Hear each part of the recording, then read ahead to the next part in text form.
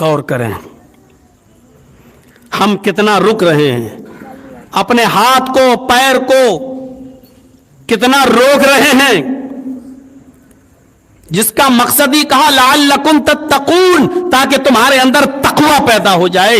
ہماری زندگیوں میں کتنا تقوی پیدا ہو رہا ہے؟ تقوی اپنی ذات کے تعلق سے بھی سوچئے۔ نبی اکرم صلی اللہ علیہ وسلم حجرے میں ہیں اور اپنی کسی ایک بیوی کے گود میں سر رکھ کر لیٹے ہوئے ہیں، اور باہر ان کی لونڈی خادمہ ہے جو بکری کے بچے سے کھیل رہی ہے، اور اللہ کے نبی کہتے ہیں اس خادمہ کو، اس لونڈی کو آواز دیتے ہیں، وہ سن تو رہی ہے لیکن آ نہیں رہی۔ 3 بار آواز دی، نہیں آئی۔ اللہ کے نبی نے اپنی بیوی سے کہا ذرا جاؤ دیکھو کہاں چلی گئی وہ۔ دروازہ کھولا ان کی بیوی نے تو وہ تو باہر ہی بکری کے بچے کے ساتھ کھیل رہی تھی۔ کہا تم نے کیا اللہ کے نبی کی آواز نہیں سنی؟ کہا سنی۔ پھر تم کیوں نہیں آئی؟ اس نے سر نیچے کر لیا۔ حضرت ام سلمہ تھی غالباً، اندر آئی اور کہا اللہ کے نبی وہ تو آپ کی تینوں آواز کو سنی اور پھر بھی نہیں آئی۔ آپ نے کہا اس کو بلاؤ۔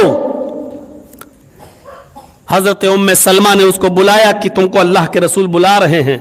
وہ اندر آئی، آپ نے کہا بیٹھو، وہ بیٹھی، لونڈی تھی خادمہ۔ آپ نے کہا میں نے تمہیں پہلی آواز دی، تم نے سنا یا نہیں سنا؟ اس نے کہا جی سنا۔ میں نے تمہیں دوسری آواز دی، تم نے اس کو بھی سنا یا نہیں سنا؟ کہا میں نے دوسری آواز بھی سنی۔ کہا میں نے تیسری بار بھی تمہیں پکارا، تم نے اس کو سنا یا نہیں؟ اس نے کہا میں نے آپ کی تیسری پکار بھی سنی۔ آپ نے کہا پھر کیوں نہیں آئی؟ سر نیچے کر لیا۔ غور کیجئے، چاہوں تو یہیں سے ایک نقطہ نکال کر اور اس پر 1.5-2 گھنٹے کا خطاب کیا جا سکتا ہے۔ صرف یہیں سے آپ نے کہا جاؤ دیکھو۔ ام سلمہ نے دروازہ کھولا، باہر بکری کے بچے سے کھیل رہی۔ ام سلمہ نے کہا کیا نبی نے تمہیں آوازیں دی، تم نے سنی؟ کہا سنی۔ پھر کیوں نہیں آئی؟ آواز سر نیچے کر لیا۔ اللہ کے نبی کے پاس آئیں حضرت ام سلمہ اور کہا اللہ کے رسول اس نے تو تینوں آوازیں سنی پھر بھی نہیں آئی۔ آپ نے کہا بلاؤ۔ چاہتے تو ام سلمہ کی بات پر بھی یقین کر کے اس کو سزا دے سکتے تھے، لیکن نہیں، آپ نے اس کو کہا آؤ بیٹھو، بٹھایا، پھر اس سے پوچھا کہ میں نے پہلی آواز دی تم نے سنا؟ کہا ہاں سنا۔ دوسری دی سنا؟ ہاں سنا۔ تیسری دی سنا؟ ہاں سنا۔ اپنی بیوی کی بات پر بھی بھروسہ نہیں کیا جب تک اس سے پوچھ نہیں لیا۔ اس کو کہتے ہیں تقوی کی معراج اور تقوی کی بنیاد، یعنی ایک طرفہ کسی کی بات سن کر کوئی آدمی فیصلہ نہیں سنا سکتا ہے۔ یہ شریعت نے آپ کو حق نہیں دیا ہے۔ ان کے ہاں بیٹھ کے ان کی سن لی، ارے صاحب بہت غلط آدمی، ایسا تو نہیں کرنا چاہیے۔ آپ نے فوراً ایک آدمی کی بات سن کر کیسے کہہ دیا کہ وہ غلط آدمی؟ کیسے؟ کس بنیاد پر؟ آپ کو کہنا چاہیے تھا ٹھیک ہے آپ نے کہہ دیا، آپ نے اپنی بات بتا دی، ٹھیک ہے ہم دوسرے سے بھی سن لیں اور اس کی بھی بات کو، گفتگو کو سننے کے بعد پھر ہم کوئی فیصلہ کریں گے۔ اللہ کے نبی صلی اللہ علیہ وسلم کے پاس ایک عورت آئی، کہا اللہ کے نبی صلی اللہ علیہ وسلم آپ گواہ رہنا، میں اس بچے کو یہ چیز دے رہی ہوں۔ اس نے کوئی چیز لی اور اپنے بچے کو دی۔ آپ نے کہا کیا تمہارا کوئی اور بھی بچہ ہے؟ اس نے کہا ہاں میرا ایک بیٹا اور بھی ہے۔ آپ نے کہا کیا یہی چیز آپ اس بچے کو بھی دے رہی ہو؟ کہا کہ نہیں اس کو تو نہیں دیا۔ فرمایا محمد صلی اللہ علیہ وسلم جہنم کے انگاروں پر کسی سے سودا نہیں کرتا ہے اور کسی بات پر گواہ نہیں بنتا ہے۔ میں اس معاملے میں کوئی گواہ نہیں بن سکتا ہوں تمہارا۔ اس کو کہتے ہیں تقوی۔ چلے جاؤ یہاں سے، نہیں تو پھر چپ خاموش بیٹھو، ایک دم نہیں۔ ہم اپنی سماجی زندگی میں دیکھیں یہ تقوی ہمارے اندر کتنا پیدا ہوا۔ اور جب کہا کہ تینوں اب باتیں سنی, کہا ہاں, پھر کیوں نہیں آئی, تو سر نیچے کر لیا. تو مسواک کرتے تھے اللہ کے رسول ہر وقت, نماز سے پہلے وضو سے, یہ مسواک کان میں لگی رہتی تھی. بخاری شریف کا منظر دیکھیے, یہ مسواک یہاں سے اٹھائی کان سے اور بڑھے آگے, اور ایسے لے کر اس کی طرف بڑھے اور ایسے کیا, یعنی مارنے والے تھے. مسواک سے کتنی چوٹ لگے گی. آپ لوگ بھی نیم کی پیلو کی مسواک کرتے ہیں, اتنی بڑی مسواک کو ایک بالشت کے برابر, آپ بتائیے اس سے اٹھا کر ایسے مار دو گے تو کتنی چوٹ لگے گی. آپ نے وہ مسواک اٹھائی اور اس کو جیسے ہی مارنے والے ہوئے اس کے کاندھے تک وہ مسواک گئی, اور آپ نے روک لی, مارا نہیں. کہا جاؤ جاؤ, آئندہ خیال رکھنا, اور آواز سنتے ہی فوراً آنا. حضرت ام سلمہ کہنے لگیں, اے اللہ کے نبی صلی اللہ علیہ وسلم, آپ کو ایک دو مسواک اس کو رسید کر دینا چاہیے تھا. ایسے اگر آپ چھوڑتے رہیں گے تو سر پہ چڑھ جائے گی, آگے بھی جب آپ آوازیں دیں گے تو آواز سننے کے بعد بھی وہ نہیں آئے گی. آپ نے کیوں نہیں مارا؟ آپ تو مسواک اٹھا چکے تھے, مارنے کے لیے تیار تھے, پھر آپ نے کیوں نہیں مارا؟ فرمایا عائشہ ام سلمہ, میں اس کو مارنے ہی والا تھا, جیسی میں نے اس کی اوپر مسواک تانی اور مسواک کو آگے بڑھایا, میرے ذہن میں یہ خیال آ گیا کہ آئے محمد ابن عبداللہ صلی اللہ علیہ وسلم, یہ مسواک تم اس لونڈی کو مار رہے ہو جتنا آج تم اپنی خادمہ پر قدرت رکھتے ہو, طاقت رکھتے ہو, قیامت کے دن اللہ اس سے زیادہ آپ کے اوپر طاقت رکھے گا, آپ کے اوپر طاقتور ہوگا. ایسا نہ ہو کہ اپنی لونڈی کو جو سزا تم دے رہے ہو, یہ سزا اس کی غلطی سے کہیں زیادہ نہ ہو جائے. آپ یہ مسواک, میں نے سوچا کہ یہ مسواک میں مار دوں, کہیں ایسا نہ ہو کہ اس مسواک سے دی جانے والی تکلیف کہیں اس کی غلطی سے زیادہ نہ ہو. اس کا فیصلہ کون کرے گا کہ وہ نہیں آئی ہے تو اس نے کتنی بڑی غلطی کی ہے؟ اگر میں مار دوں اور اس کو تھوڑی تکلیف ہو جائے, ہو سکتا ہے کہ یہ تکلیف اس کی غلطی سے زیادہ ہو. اگر غلطی سے زیادہ سزا ہو گئی تو قیامت کے دن وہ میرا گریبان پکڑ سکتی ہے, اس کو اختیار ہوگا. اور آپ نے کہا چھوڑ دیا. یہ اس ہستی کا حال ہے جس کو مقام محمود دینے کا وعدہ اللہ تبارک و تعالیٰ نے کیا ہے. یہ اس ہستی کا حال ہے جس کے بارے میں ہم نماز کے بعد رب العالمین سے دعا کرتے ہیں, اللہم رب هذه الدعوة التامة والصلاة القائمة آت محمدا الوسیلہ والفضیلہ وابعثہ مقاما محمودا. جس کے لیے ہم دعا کرتے ہیں اللہ ان کو مقام محمود پر اچھا مقام عطا فرما, مقام محمود عطا فرما. یہ اس کا حال ہے جو کہہ رہا کہ میں نے اس لیے نہیں مارا کہیں اس کی میری سزا اس کی غلطی سے زیادہ نہ ہو جائے. یہ تقوی ہماری زندگی میں آیا روزہ رکھ کر, یا ابھی وہی حال ہے کہ صبح سحری کی صادق سے پہلے اور شام تک اپنے آپ کو کھانے اور پینے سے روکا, اور افطاری کے فوراً بعد ہم نے تمباکو کی پڑیا جیب سے نکالی اور پھانک لی اور کھانا شروع کر دیا, بیڑی سگریٹ نکالی اور مسجد کے دروازے کے باہر پینا شروع کر دیا. اگر رمضان کے مہینے میں اس حرام چیز سے بھی اگر ہم چھٹکارا نہیں پا سکے تو رمضان سے بڑھ کر کوئی مہینہ ایسا نہیں مل سکتا جو آپ کو اس حرام چیز سے آپ کو بچا سکے اور رکوا سکے. میں نے حرام چیز کا لفظ جان بوجھ کر استعمال کیا تاکہ پچراہے پر بیٹھ کر چائوں کی ہوٹلوں پہ چرچے ہوں, تاکہ دکانوں پر اس بات کے چرچے ہوں کہ جرجیت صاحب بیڑی سگریٹ پان تمباکو کو حرام قرار دے کے گئے ہیں. میں اس چیز کو حرام قرار دے رہا ہوں, اور میں نہیں, شریعت نے حرام قرار دیا ہے. کل مسکر حرام, ہر نشہ آور چیز حرام ہے.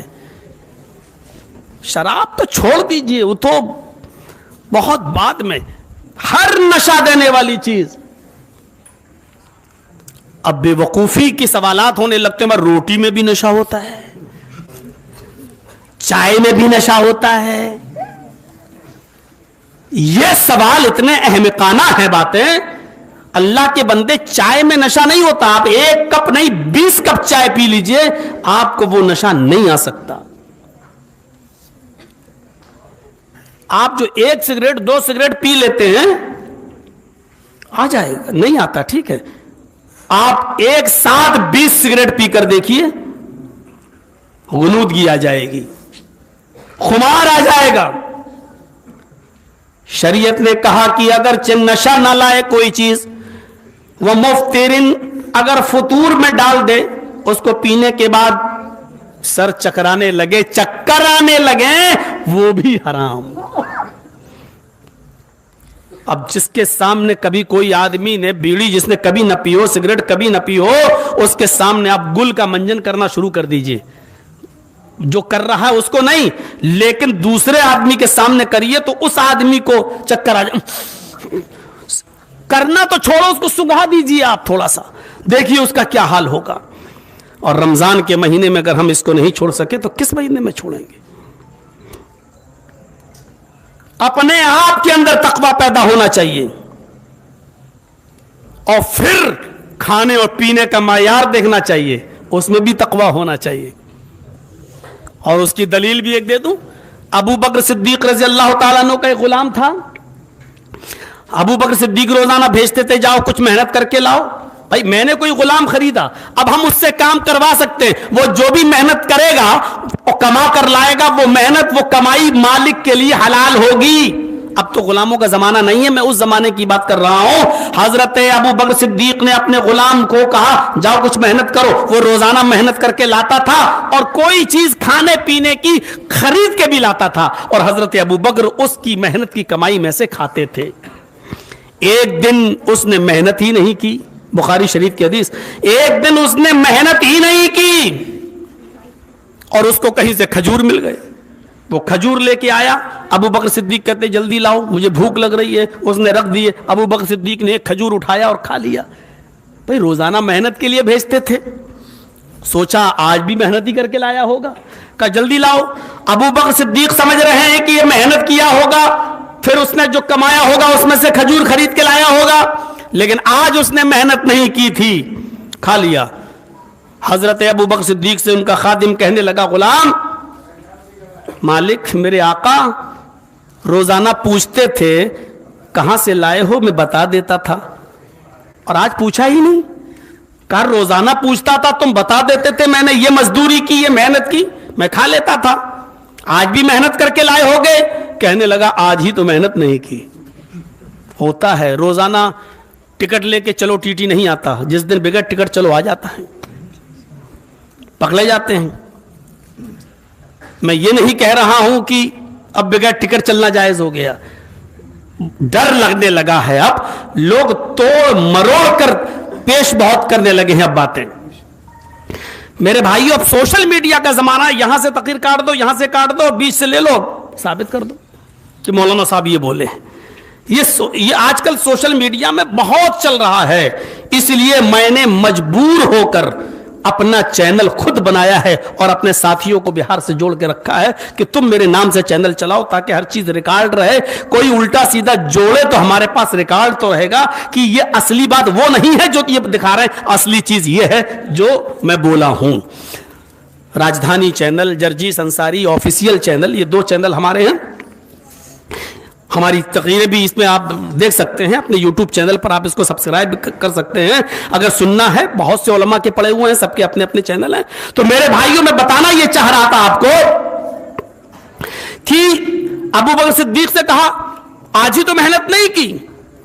کہا آج ہی محنت نہیں کی تو پھر اس کا مطلب, کہا کہ وہ میں نے کہانت گڑھی تھی. حدیث کے الفاظ دیکھو, لقد تکہنت, میں نے کہانت گڑھی تھی, کسی کو بے وقوف بنایا تھا. کہا کیسے؟ کہا وہ شخص اپنی بیوی کو لے کے جا رہا تھا اور 7-8 مہینے کا حمل تھا اس کی بیوی کو. میں نے اس عورت کے پیٹ کو دیکھ کر کہہ دیا ارے ماشاءاللہ بھابھی کو تو بیٹا ہوگا. اس نے کہا کیسے معلوم؟ میں نے کہا ارے میں بہت پہنچا ہوا آدمی ہوں, وہ پیر کی ایڑی سے بتا دیتا ہوں کہ بیٹا ہے کہ بیٹی اس میں. وہ جب چلتی ہے تو اس کے چال سے بتا دوں گا کہ لڑکا ہے کہ لڑکی. اس نے کہا कल तक तो हमारे साथ खेलता था, जितना पहुंचा हुआ हो गया। आज 1.5 महीना 2 महीना हो गया, आज उसके घर में बच्चा हुआ और लड़का ही हुआ। तो आज वो मुझे बाजार में मिल गया, उसने मुझे ये खजूर तोहफे में दिया। अरे भाई तुम तो बहुत पहुंचे हुए यार, तुमने 2 महीने पहले कहा था लड़का होगा, लड़का ही हुआ। तो कहा कि भाई देखो मैं तो आपका खादिम हूं, गुलाम हूं, मैं तो खा लूंगा, मैं तो हलाल हराम नहीं देखूंगा। आपने खा लिया है, अब आप सोचो। हजरत अबू बकर सिद्दीक कहते हैं कुरान ये कहता है कि मां के पेट में क्या है इसको अल्लाह के अलावा कोई नहीं जानता। बारिश कब होगी ये भी अल्लाह के अलावा कोई नहीं जानता। मौत कब आएगी ये भी अल्लाह के अलावा कोई नहीं जानता। जब इन चीजों को अल्लाह के अलावा कोई नहीं जानता तो तूने कैसे खबर दे दी इसका उसने कहा मैंने कहां सही खबर दी थी, मैंने तो धूल में लाठी मारी थी और लग गई निशाने पर। अबू बकर सिद्दीक कहते हैं ये तो हराम था। कहा इसको आप समझो। कहा आप खा तो लिया, अब करें क्या। और जिंदगी में पहली बार खाया था। वो भी रोज पूछ लेते थे, आज नहीं पूछ पाए। और सुनो शरीयत का मसला क्या है, इन्नल्लाह यरफउन हाज़िल उम्मती अल खता वन निस्यान। भूल चूक में या गलती से अगर कोई चीज इंसान खा ले तो वो माफ है, अल्लाह उस पर मुआखजा नहीं करता, सवाल जवाब नहीं करेगा। मेरे प्यारे साथियों सोचो, माफी थी, शरीयत में कोई मुआखजा नहीं था, इजाजत थी कि चलो धोखे से खा लिया, भूल चूक हो गई, आइंदा नहीं खाएंगे, तौबा का दरवाजा भी खुला था। लेकिन इसके बावजूद अबू बकर सिद्दीक को चैन नहीं मिला, करार नहीं आया। अपने गुलाम से कहा पानी लेके आओ। पानी पिया और अपनी 3 उंगलियां हलक में डालकर कै किया, थोड़ा सा खजूर बाहर निकला। फिर पिया पानी, फिर कै किया, फिर पानी, थोड़ा सा खजूर बाहर निकला। और पानी पीते गए, खजूर की कै करते गए और उस वक्त तक करते रहे जब तक कि यकीन नहीं हो गया जितना खाया था वो निकल गया होगा। उसके बाद क्या फरमाते हैं अल्लाह के नबी ने फरमाया, जो हराम का एक लुकमा खाता है, पेट भर के नहीं, पेट भरना तो बहुत दूर की बात हो गई, और फिर सुबह से शाम तक नहीं, ये तो और बहुत बड़ी बात हो गई। पूरे हफ्ते नहीं, ये तो और बड़ा जुल्म सितम हो गया। पूरे महीने नहीं, ये तो गजब हो गया। पूरी जिंदगी हराम पर टिकी हुई हो तो फिर तो मामला ही कुछ और है, उसके बारे में तो कहना ही अलग है। हम जो बात बता रहे हैं वो हराम के एक लुकमे के बारे में बतला रहे हैं, पेट भर के खाने के ताल्लुक से नहीं बता रहे हैं। दिन भर हराम का खाया उसके ताल्लुक से नहीं, पूरे हफ्ते पूरे महीने खाया उसके ताल्लुक से नहीं, और पूरी जिंदगी जिसका बिजनेस ही हराम का हो उसके ताल्लुक से नहीं। उसका फैसला अल्लाह करेगा, उसके मामले को अल्लाह बेहतर समझेगा। हम सिर्फ उसके बारे में बतला रहे हैं जिसने हराम का एक लुकमा खाया। अल्लाह के नबी फरमाते हैं जो हराम का एक लुकमा खाता है अल्लाह उसके दिल पर स्याह काला एक नुक्ता बिठा देता है। बुखारी की रिवायत, उसके दिल पर काले रंग का एक पॉइंट, एक नुक्ता काला एक निशान बना देता है। अगर वो तौबा कर ले कि अल्लाह मुझसे गलती हो गई, आइंदा हराम लुकमा मैं नहीं खाऊंगा, तो अल्लाह उस काले नुक्ते को मिटा देता है, उस स्याह नुक्ते को खत्म कर देता है। और अगर उसने तौबा नहीं की तो वो नुक्ता फैलता रहता है, फैलता रहता है, धीरे धीरे बड़ा हो जाता है, और फिर एक दिन ऐसा आता है कि वो नुक्ता पूरे दिल को काला कर देता है। और जब इंसान का पूरा दिल काला हो जाता है तो फिर उसके अंदर से अल्लाह ये सोचने और समझने की ताकत निकाल देता है, सोचने और समझने की सलाहियत को मफलूज कर देता है, उसकी अकल को फालिज मार जाती है, वो सोचने और समझने से महरूम हो जाता है।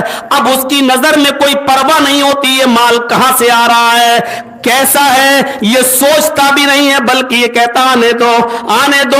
मेरे प्यारे साथियों, अब कोई आदमी सवाल करे कि मौलाना साहब माले हराम हमने कमाया है, अगर हम इसकी ज़कात निकालेंगे तो जायज है या नहीं? मौलाना साहब इस माले हराम से अगर हम रोजा इफ्तार कराएंगे तो जायज है या नहीं? मौलाना साहब इस माले हराम से हम उम्रा करने जाएं तो जायज है या ना जायज? मौलाना साहब इस माले हराम से हम हज करने जाएं तो जायज है ना जायज?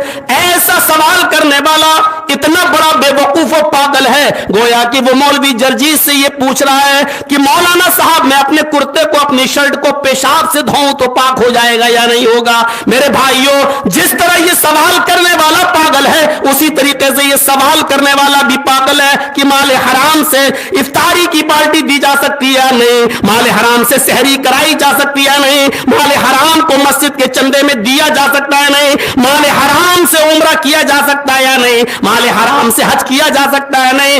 उतना ही बड़ा वो भी पागल है जितना बड़ा ये कि वो कोई आदमी पेशाब लेकर बैठ जाए और उससे अपने कुर्ते को धो दे और सूखने के बाद उसी कुर्ते को पहनकर आकर नमाज पढ़े, जैसे ये आदमी ये समझे अरे पानी ही तो है, हुआ क्या है, पेशाब जब लेबोरेटरी में जा सकता है, उसकी जांच हो सकती है, तो पेशाब से कुर्ता धोने में हर्ज क्या है? जितना बड़ा ये पागल है उतना बड़ा वो भी पागल है, क्योंकि अब इसके अंदर से सोचने और समझने की सलाहियत खत्म हो गई है, अकल फालिज मार गई है। और क्यों मारी है? क्योंकि अल्लाह ने उसके दिल को काला कर दिया है। अब वो सोचने के बाद भी समझने की अकल काम नहीं करेगी। अब उसकी बात सख्त है लेकिन हकीकत यही है, बात कड़वी है लेकिन सच्ची बात यही है कि यही शरीयत है। बात बहुत तकलीफ देने वाली है लेकिन करे क्या, यही इस्लाम है। ये मेरे ऊपर भी पड़ सकती है और आपके ऊपर भी पड़ सकती है।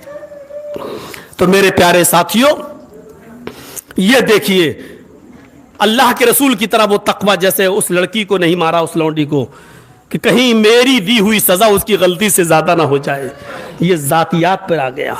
फिर माले हराम के ताल्लुक से देखो खाने पीने में हम क्या खिला रहे हैं। और मैंने बहुत पहले कहा था किसी तकरीर में, शायद आपने किसी चैनल पर मेरे सुना हो, जो माले हराम हम खाएंगे और वही अपनी बीवी और बच्चों को खिलाएंगे, तो आप ये तवक्को रखें कि इन बच्चों से अबुल कलाम आजाद जैसी शख्सियतें पैदा होंगी, इब्न तैमिया, इब्न कय्यम जैसे बच्चे पैदा होंगे हमारे घर में? नहीं।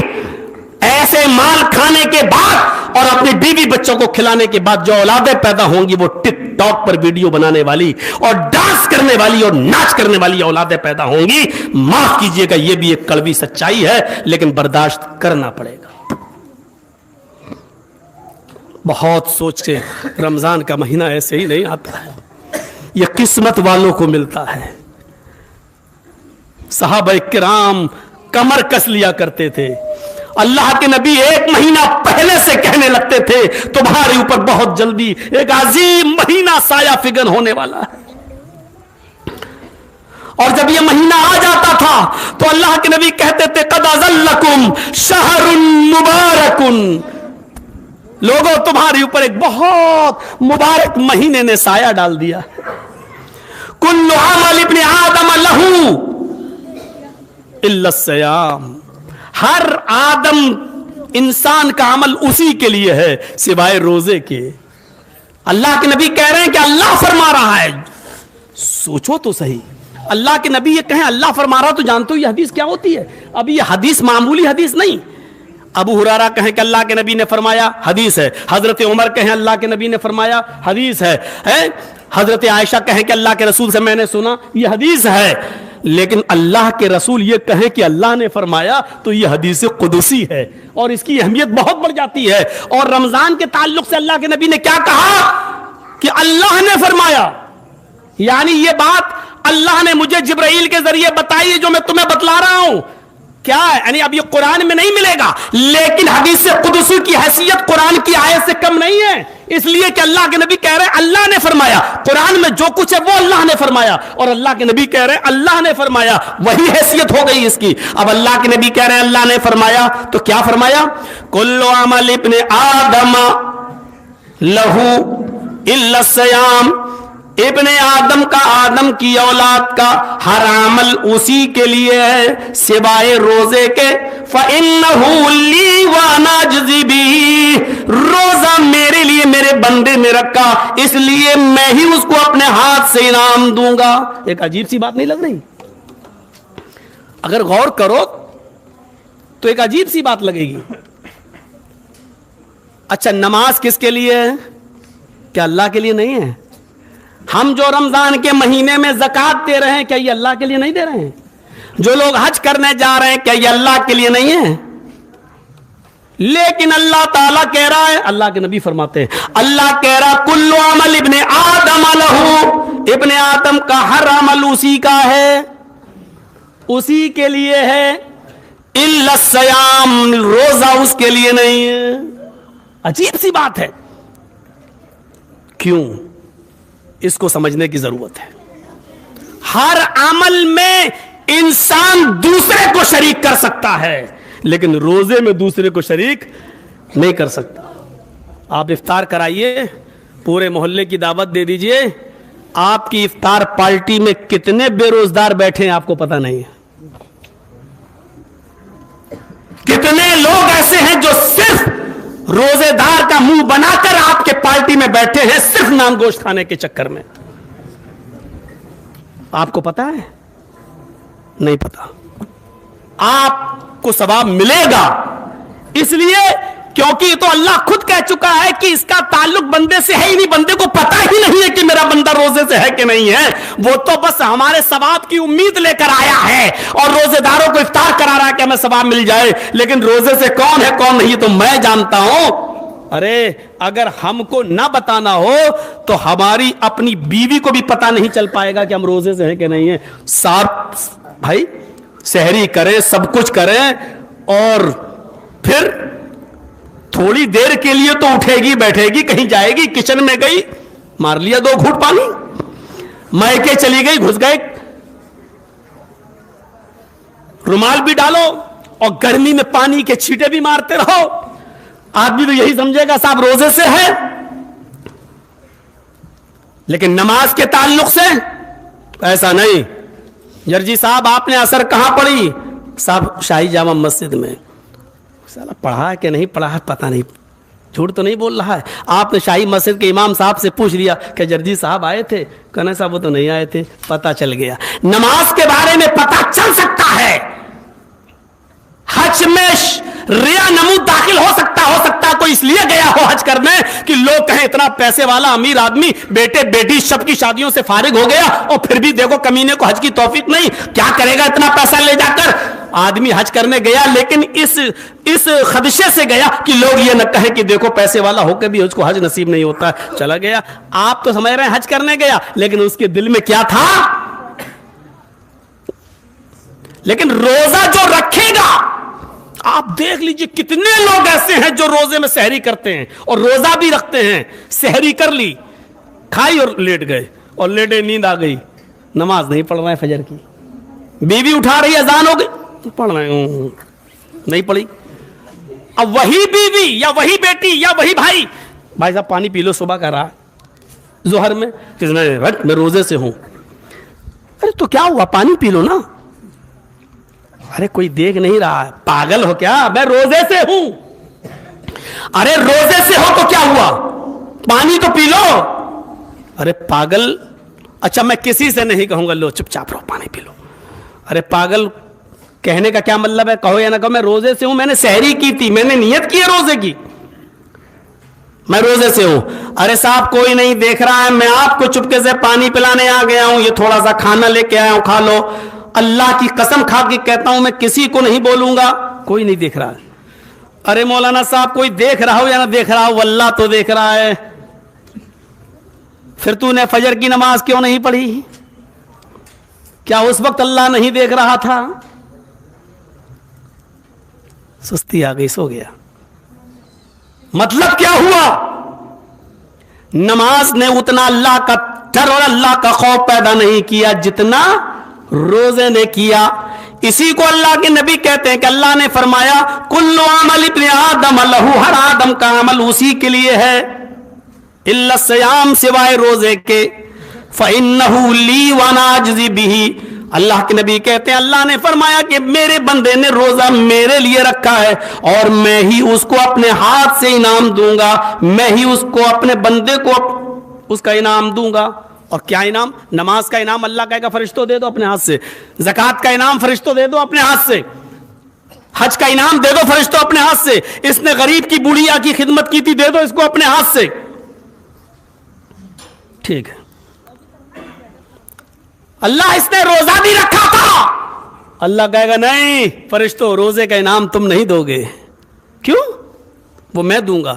اللہ حج کا انعام تو نے مجھ سے دلوایا، نماز کا انعام مجھ سے دلوایا، پھر روزے کا تو کیوں دے گا؟ اللہ کیا کہے گا؟ فَإِنَّهُ لِي وَأَنَا أَجْزِي بِهِ، اس لیے کہ میرے بندے نے روزہ میرے لیے رکھا تھا، میں ہی انعام دوں گا۔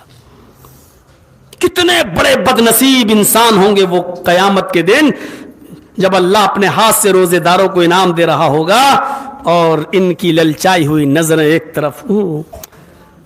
یہی سب سے بڑا انعام کہ اللہ اپنے ہاتھ سے دے گا اور بندہ اللہ کا ڈائریکٹ دیدار کرے گا، ڈائریکٹ دیدار، جیسے دنیا میں 14ویں رات کا چاند دیکھتے ہو کوئی تکلیف نہیں ہوتی ہے، ایسی بندہ دیدار کرے گا۔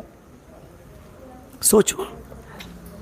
پھر روزے کی ایک اور فضیلت بتائی، الصیام والصیام جنۃ، روزہ ڈھال ہے۔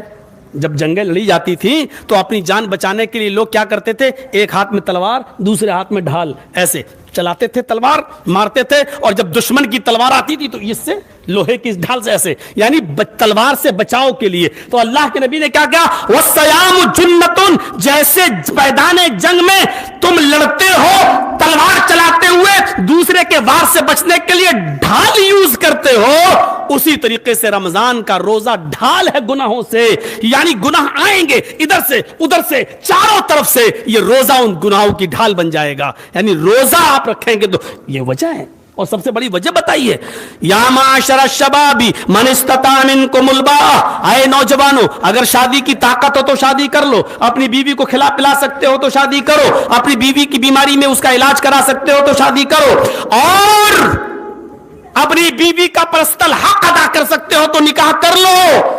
ومن لم یستطع، اور اگر یہ طاقت نہ ہو کھلانے پلانے کی، اگر یہ طاقت نہیں ہوگی کسی کی لڑکی کو لاؤ گے تو کھلا سکتے ہو پلا سکتے ہو، نہیں، اگر ایسا نہیں کر سکتے تو پھر تم کیا کرو گے؟ کیونکہ کنوارے رہو گے بے شادی شدہ تو دنیا میں بہت سے فتنے جنم لیے ہوئے ہیں، ان میں تم مبتلا ہو جاؤ گے۔ تو اللہ کے رسول نے ان فتنوں سے بچانے کے لیے کہا، کیا کہا؟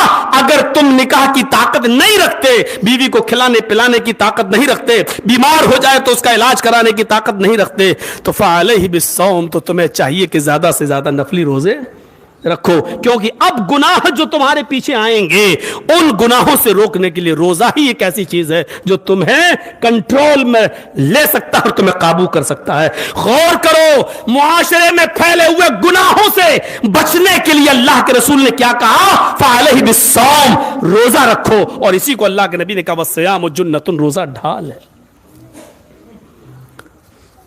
والذی نفس محمد بیدہ، قسم کھائی، اور میرے نبی قسم نہ بھی کھاتے تو یقین کے لیے کافی تھا۔ قسم ہے اس ذات کی جس کے قبضے میں محمد کی جان ہے صلی اللہ علیہ وسلم۔ کیا کہا اللہ کے رسول نے؟ والذی نفس محمد بیدہ، قسم ہے اس ذات کی جس کے قبضے میں محمد کی جان ہے، وَلَخَلُوفُ فَمِ الصَّائِمِ عِندَ اللَّهِ أَطْيَبُ مِن رِّيحِ الْمِسْكِ، خالی پیٹ رہنے کی وجہ سے روزے دار کا خالی پیٹ جب رہتا ہے تو شام کے وقت زیادہ دیر جب معدہ خالی رہے گا، کھانا پینا نہیں جائے گا، تو اس کے معدے سے ایک گیس بنتی ہے، ایک بو نکلتی ہے، اور جب وہ منہ کے راستے سے جب وہ گیس نکلتی ہے تو وہ بہت بدبودار ہوتی ہے۔ اس روزے دار کی معدے سے نکلنے والی وہ بو جو بھوک اور پیاس کی وجہ سے اس کے معدے سے نکل رہی ہے، اللہ کے نبی نے کیا کہا؟ قسم اس ذات کی جس کے قبضے میں محمد کی جان نے، اللہ کی قسم کھا کے کیا کہا؟ اللہ کی نظر میں وہ بو، وہ مہک کیسی ہے؟ وَلَخَلُوفُ فَمِ الصَّائِمِ، روزے دار کے منہ سے نکلنے والی وہ بدبو عند اللہ من ریح المسک، اللہ کی نظر میں مشک کی خوشبو سے زیادہ پسندیدہ ہے، اللہ کو مشک سے زیادہ محبوب ہے، مشک سے زیادہ پسندیدہ ہے۔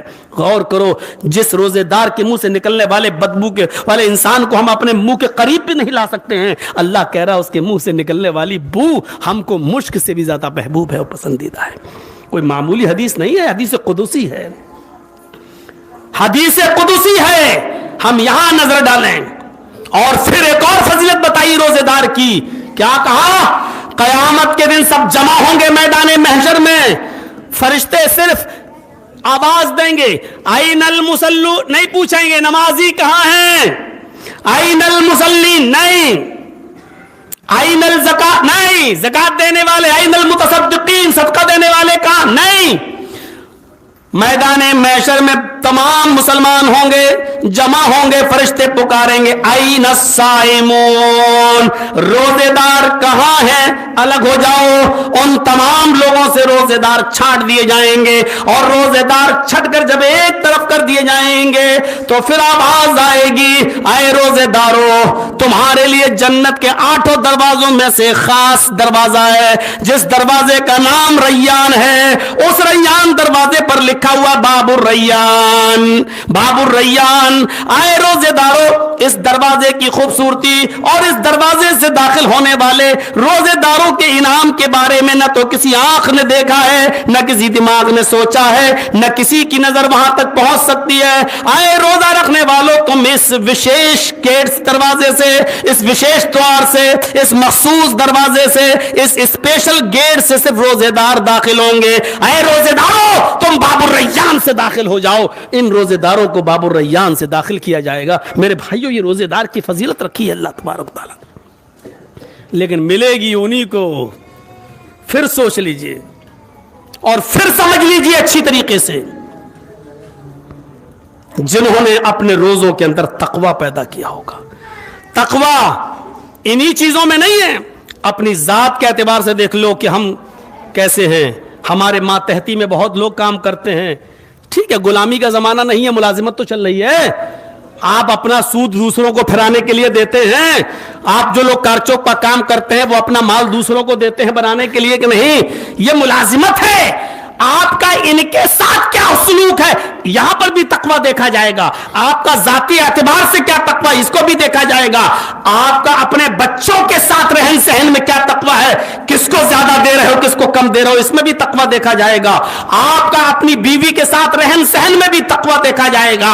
आप ऐसा तो नहीं कि खुद 5000 वाला सूट ला रहे हैं और अपनी बीवी को 200-300 वाला नहीं, क्योंकि नान नफके में शामिल है। जो तुम खाओ वो अपनी बीवी को खिलाओ, जो तुम पहनो वो अपनी बीवी को पहनाओ, ये चीज शामिल है। तो मेरे प्यारे साथियों, यहां पर भी तकवा देखा जाएगा। और तकवा तो बहुत बड़ी और वसी मौजू है। अगर तकवे ही पर बोलूं तो मेरे भाइयों, एक क्या पूरा महीना रमजान भी खत्म हो जाएगा, लेकिन तकवे का मौजू खत्म नहीं होगा। ये तकवा ही तो था कि हजरत फातिमा रजी अल्लाह ताला अन्हा हजरत अली से लड़कर आई और जब अल्लाह के नबी सल्लल्लाहु अलैहि वसल्लम के पास आकर बैठ गई, आपने कहा बेटी कैसे आना हुआ? कहा हजरत अली से कुछ लड़ाई हो गई, तू मैं हो गई।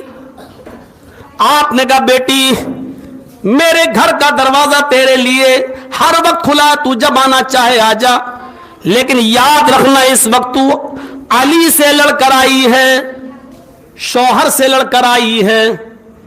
इस वक्त मेरे घर का दरवाजा तेरे लिए बंद है। इसी वक्त तू यहां से उठ और तू अली के घर चली जा। अल्फाज पर गौर करो तो रूहें कांप जाएंगी। अपनी बेटियों को शह देने वाली औरतें और सासें भी गौर करें। अपने हुक्मों पर ससुराल में बेटी इस तरीके से रहो, इस तरीके से करो, सोचें, रूह कांप जाएगी। बेटी अगर इस वक्त तेरी रूह मेरे घर में निकल गई तो कसम है उस जात की जिसके कब्जे में मोहम्मद की जान है, मोहम्मद तेरा जनाजा नहीं पढ़ाएगा। जो नबी दोनों तरफ से बात सुनते थे, आज ये नहीं कह रहे हैं फातिमा मेरी बेटी गलत नहीं हो सकती है, जरूर अली ने कुछ कहा होगा। नहीं सुनना ये सब, उठो पहले तुम अली के पास जाओ, मैं आऊंगा, दोनों की गुफ्तगू सुनूंगा, वो बात की बात है। पहले उठो, कैसे आई हो? और जाहिर है जब गुस्से में लड़के आई हो तो शौहर ने कहा नहीं होगा कि तुम घर जाओ, इसका मतलब तुम शौहर की इजाजत के बगैर आई हो। सुन लो, हमारे रहन सहन में जो चलना चलता है चले, हमें उससे फर्क नहीं पड़ता है, लेकिन शरीयत यह कहती है कि आपने अपनी बेटी का निकाह जब कहीं कर दिया है तो आपकी बेटी अपने ससुराल से अपनी शौहर की इजाजत के बगैर अपने मायके तक नहीं आ सकती।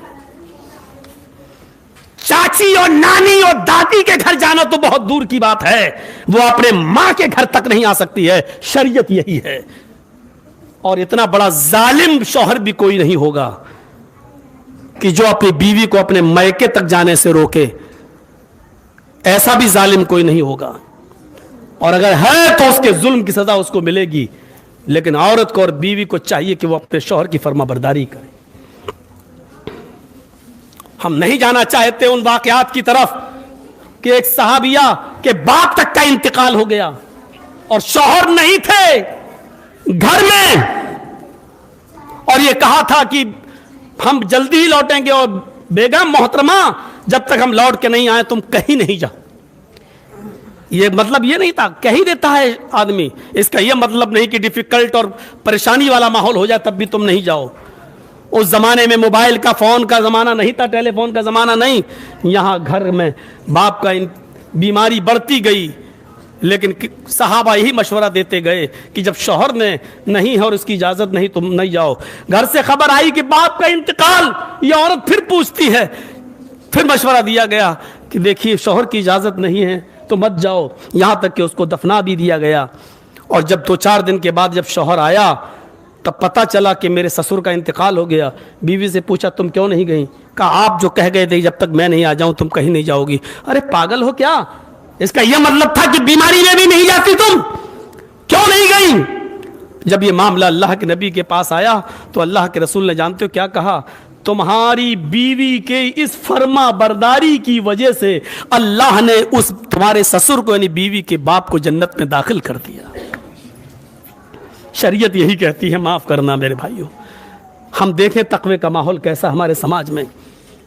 سوچیں کہ رمضان کے مہینے میں کیسے, تصور کرو اس زمانے کے لوگ ایسے ہوتے تھے کہ ایک ہارون رشید خلیفہ اور اس کا رشتہ آ رہا ہے شہزادے کا, لیکن مسجد میں پڑھانے والا ایک مدرس, ایک مولوی, وہ کہتا کہ نہیں میں اپنی بیٹی کا نکاح نہیں کر سکتا شہزادے ہارون رشید کے یہاں نہیں کر سکتا, میں اس کے بیٹے کو نہیں دے سکتا. کیوں؟ کہا شہزادے کے یہاں اگر ہم نکاح کر کے بھیج دیں گے اپنی بیٹی کو تو وہاں عیش و آرام میں رہ کر اللہ کی عبادت نہیں کر سکے گی. نہیں کیا. ایک طالب علم غائب, بچوں سے پوچھا کہ مدرسے میں ہمارے بچے جو پڑھنے آتے ہیں کیا ہوا, آج فلاں صاحب نہیں آئے, لڑکا نہیں آیا. جواب دیا کہ آج اس کی بیوی کا انتقال ہو گیا. اس زمانے میں اتنا انتظار نہیں ہوتا تھا کہ 25 اور 30 سال اپنی بیٹی کو بٹھائے رہے. جیسی بیٹی بالغ ہوئی, اور بلوغت کا مطلب اچھی طریقے سے عمر سے کوئی تعلق نہیں ہے بلوغت کا, اور بہت ہی شارٹ میں تھوڑا سا بتا دوں کہ جب لڑکے کو رات میں سوتے وقت جب وہ جنبی ہونے لگے اور ناپاک ہونے لگے تو وہ بالغ مانا جائے گا, اور جب لڑکی کو پیریڈ شروع ہو جائے منتھلی تو وہ بالغ مانی جائے گی. بس اس سے زیادہ اس ماحول میں کچھ بولا بھی نہیں جا سکتا ہے, اور اس سے زیادہ میرے بھائیوں مہذب والے کوئی جملے بھی نہیں تھے. یہ سب سے زیادہ تہذیب سے بھرے ہوئے جملے تھے جو میں نے آپ کے سامنے استعمال کیا. یہی بلوغت سے یہی شروعات, بس بالغ ہوا لڑکا شادی کر دی, لڑکی بالغ شادی. آج کیوں نہیں آیا وہ؟ کہا اس کی بیوی کا انتقال ہوا. 3 دن تک اس نے غم منایا اپنی بیوی کا, اور چوتھے دن وہ بچہ جب پڑھنے آیا تو جب پڑھایا اس مدرس نے, عالم نے, اور پڑھانے کے بعد جب چھٹی ہوئی تو اس بچے سے کہا کہ تم تھوڑا سا رک جاؤ. سارے بچے چھٹی چلے گئے گھر, اس بچے کو بلایا اور اپنے گھر لے گئے. جو بھی اس دور میں چلتا تھا کھجور پانی وغیرہ اس کو پلایا اور اپنی بیٹی دکھا دی کہ یہ میری بیٹی ہے, تم نکاح کرو گے؟ اس نے کہا کہ میرے پاس کچھ نہیں ہے اور ابھی میں اپنی بیوی کو دفن کر کے آیا ہوں. کہا کوئی بات نہیں, 3 دن ہو گئے ہیں, اس کے بعد تم نکاح کر سکتے ہو. کہا ٹھیک ہے, جاؤ مہر کا انتظام کر لو اور نکاح کر دیں گے. پھر وہ مہر کا انتظام بیچارہ اس پہ نہیں ہو پایا. ایک دن وہ پڑھنے آیا بچہ نہیں, اس کو بالغ تو تھا ہی, اس کو کہا کہ چلو آج میں نکاح پڑھا دیتا ہوں تمہارا. اسی مدرس نے, اسی عالم نے نکاح پڑھا دیا اور کہا کہ چلو نکاح تو تمہارا ہو گیا, جب بیوی کے مہر کا انتظام ہو جائے تو آنا گھر پہ میرے, اس کے ہاتھ میں مہر دینا اور اپنی بیوی کو رخصت کرا لے جانا. شام بیتی تھی, عشاء کی نماز کے بعد لڑکی کا باپ سوچتا ہے کہ نکاح کے بعد मैं कैसे अपनी बेटी को एक रात भी अपने घर में रखूं? मेरा क्या हक है इसको इसके शौहर से दूर रखूं? रहा मेहर का मामला, तो ये मियां बीवी आपस में खुद सॉल्व कर लेंगे। इसको लेना होगा तो लेगी, नहीं लेना होगा तो नहीं लेगी। इशा की नमाज के बाद उस बाप ने अपनी बेटी को खुद कहा, बेटी तैयार हो जाओ, और हाथ पकड़ा अपनी बेटी का और लेकर खुद लड़के के यानी दामाद के घर पहुंच गया। दरवाजा खटखटाया, लड़के की मां ने दरवाजा खोला। क्या देखता है लड़की का बाप, या आलिम, या मुदर्रिस, कि लड़के के एक हाथ में सूखी रोटी है और दूसरे हाथ में नमक है। उसने अपनी बेटी से कहा, जाओ अंदर, और कहा, मेरे दामाद, तुम्हें शर्मिंदा होने की जरूरत नहीं है। रिश्ते तो बड़े ऊंचे ऊंचे आए हमारे पास, शहजादों के भी आए, लेकिन मेरी बेटी यहीं खुश रहेगी और यही सब कुछ खाकर अल्लाह की इबादत कर सकेगी, यही सब खाकर तहज्जुद पढ़ सकेगी। रहा मेहर का मामला, तो ये तुम हो, ये तुम्हारी बीवी है, तुम लोग आपस में खुद डिसाइड कर लेना। और ये शरीयत का मसला है। बीवी 1 साल के लिए भी छोड़ सकती है, 2 साल के लिए भी छोड़ सकती है, चाहे तो पूरा का पूरा भी माफ कर सकती है, और चाहे तो उस वक्त तक शौहर को रोक भी सकती है अपने पास आने से। जब तक तुम मेरा मेहर नहीं दे दोगे तब तक तुम मेरे करीब नहीं आओ। ये बीवी का इख्तियार है। इसमें मेरे भाइयों, ना लड़की का बाप कुछ कर सकता है, ना लड़के का बाप कुछ कर सकता है। मेहर ओनली लड़की का हक है, और मेहर का पैसा लड़की से ना लड़की का बाप ले सकता है, ना लड़के का बाप ले सकता है, ना लड़की की मां ले सकती है, ना लड़के की मां ले सकती है। मेहर के पैसे का इख्तियार सिर्फ लड़की का है। लड़की जो चाहे मेहर के पैसे को जिस चीज में चाहे इस्तेमाल कर सकती है। मेहर का मामला कोई मामूली मामला नहीं।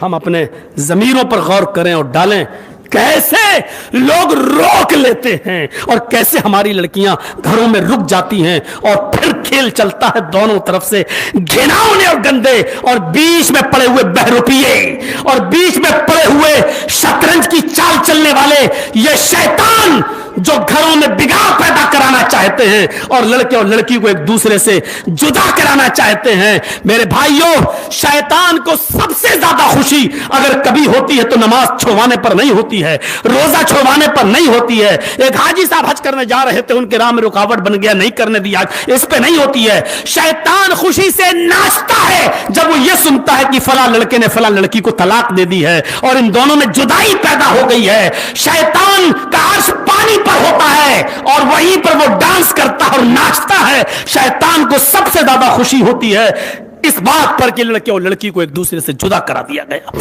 मेरे भाइयों, रमजान के महीने में सुधर जाओ और ये तकवा अपने अंदर पैदा करो। मेरे भाइयों, बेटी जाना चाहती है, मां नहीं जाने देती है।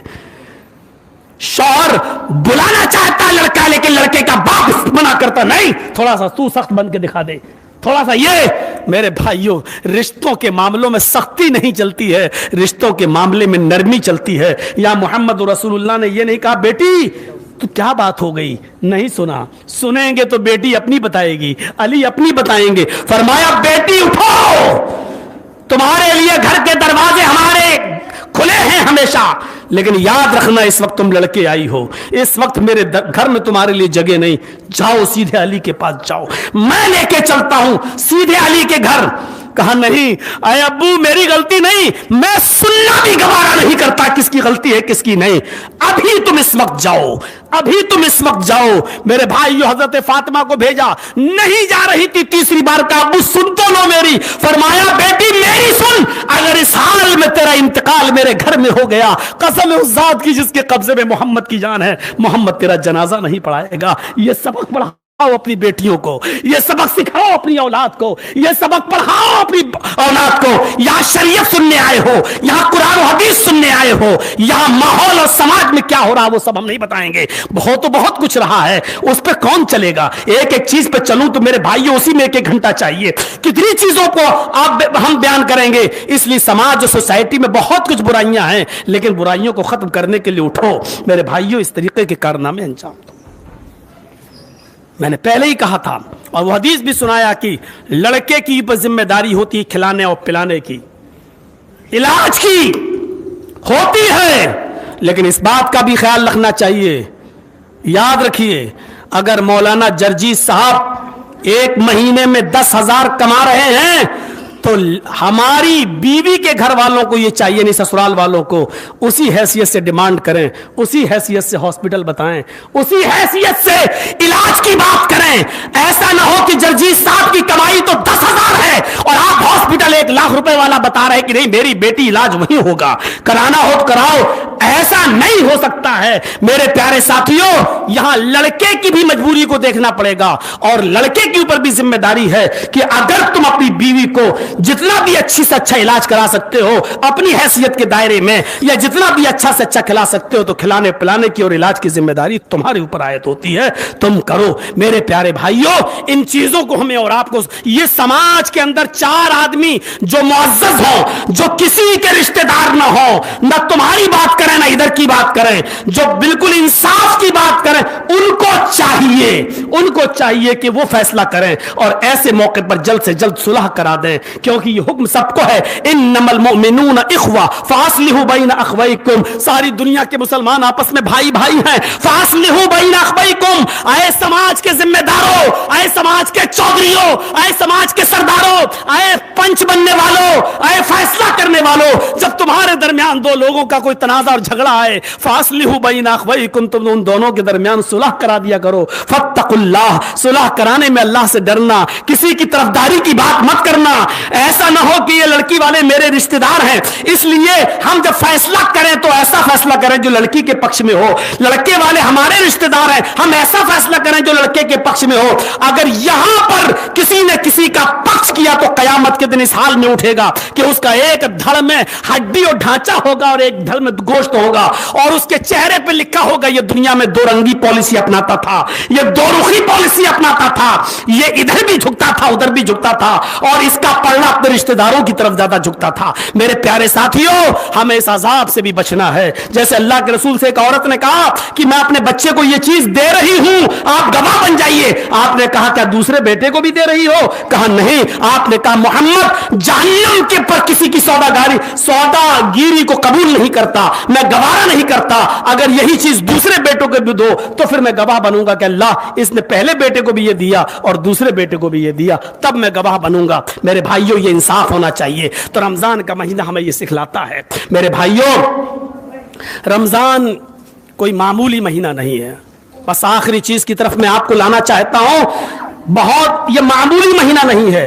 ये अल्लाह रब्बुल आलमीन हमें रहमत के तौर पर हमको दिया है कि जो 11 महीने तुमने कोताहिया की इस महीने के अंदर, तुम उनको खत्म करके फिर से असर नौ अपनी जिंदगी को शुरू करो, इबादतें बढ़ा दी, रमजान में कुरान की तिलावत को बढ़ा दिया, और ये कहा कि जिसने रमजान के महीने में कुरान की तिलावत की और जिसने कुरान को अच्छी तरीके से पढ़ा, फ़इन्नहु याती यौमल क़यामती शफ़ीअन लिअस्हाबी, क़यामत के दिन ये कुरान सिफारिशी बनेगा कि अल्लाह मैंने इसको रात भर सोने से रोक दिया था, ये रात में उठकर कुरान की तिलावत करता था, अय अल्लाह